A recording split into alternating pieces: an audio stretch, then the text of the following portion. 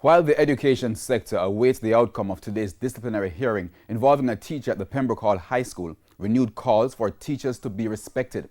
Members of the Jamaica Teachers Association turned up at the school to lend support to the embattled teacher. TVJ's Anthony Lugg has more. Scores of teachers dressed in red gathered outside the school gate of Pembroke Hall High School on Thursday. They all turned up to show support to Marshall E. Crawford, the teacher who was last November seen in a shocking tirade in a 2-minute 21 seconds video which went viral.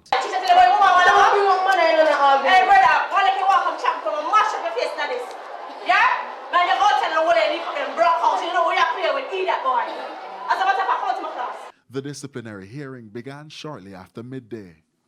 She passed here. She was glad to see that teachers were out here. These are teachers who have come from wide and far across the corporate area, and they are all singing the same tune, that they are tired of the indiscipline in the classroom, and it is widespread now. It is getting out of hand. It is getting to a stage where we could say it is unbearable, and it is getting increasingly difficult on a teacher to carry out the functions of teaching effectively inside the classroom because of the indisciplined nature of our children. President of the Jamaica Teachers Association, Owen Speed, argues that the matter has gotten worse.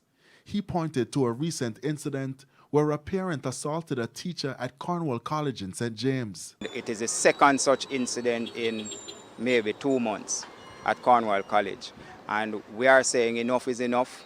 But while the JTA president made that point, Jamaicans have insisted that the Pembroke Hall teacher's action is unacceptable and she must be held accountable. Minister without portfolio in the Ministry of Education, Carl Samuda, promised decisive action. You see, when you are outside of a situation, you can't say anything. When you are in there and you are feeling the pain as the teachers are feeling, when I sit and listen to some of the teachers speak about the conditions under which they operate and the indiscipline that they face and the disrespect that they face, I say to myself that they will need counseling. And in fact, when I listen to some of them even further, I say to myself that maybe even me need counseling. And I'm saying it loud and clear because it is widespread, it is a serious cause for concern. Mr. Speed is calling for the ministry to do more, specifically by implementing measures which ensure discipline as well as safety and security are maintained in schools. The Safe School project that they launched some years ago is almost non-existent.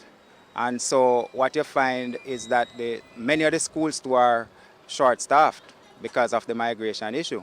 And as a result, you have more idle children inside the school compound. So what you find is that they are there with nothing to do sometimes, and out of that, the fact that they started out in discipline, but it gets worse, as times go by. Anthony Lugg, TVJ News.